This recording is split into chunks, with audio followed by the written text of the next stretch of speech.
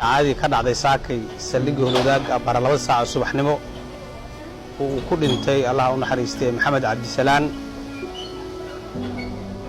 awalan waxaan ka taxsiirinaa eheladii iyo qaraabadii iyo ummadda Soomaaliyeed ee asxaabtiisii inna lillahi wa inna ilayhi raaji'uun Allah u naxariisto walaalkan gacanka xaq daran ayaa dishay geeridiisa kadib waxaan soo gaarnay meesha dhammaan ciidamadii joogay ee ku sugnaa meeshaas waa la xiray waxaana lagu bilaabay baaris si loo gaaro cadaaladda loogana guun gaaro ciddii dishay insha Allahu tacaala sida ugu dhaqsiyaha badan ayaana loo heli doonaa u soo cadaa doontaa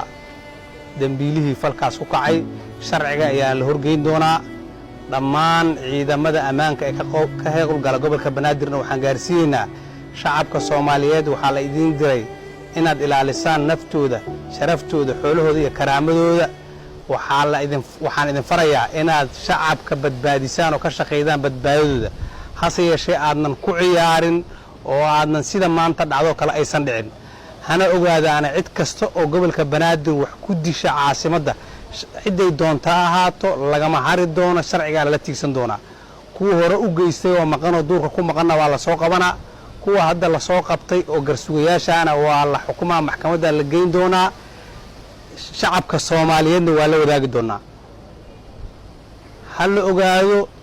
qof muwaadin Soomaaliyeed inta la dilo oo la iska taga ama la dhuunto ama loo marmarsiyoodo oo aan laga daba tagin waa ay dhamaatay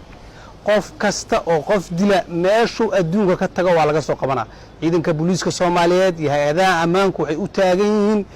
inay sharciga horgeeyaan inay marka hore difaacaan ummadda Soomaaliyeed haddii wax dhacaan day dhacaan inay ka daba tagaan oo soo qabtaan ummadan dib waxa ugu filan nimanka cadawga oo qawaarijta dib kale uma laabtaan ciidanka mar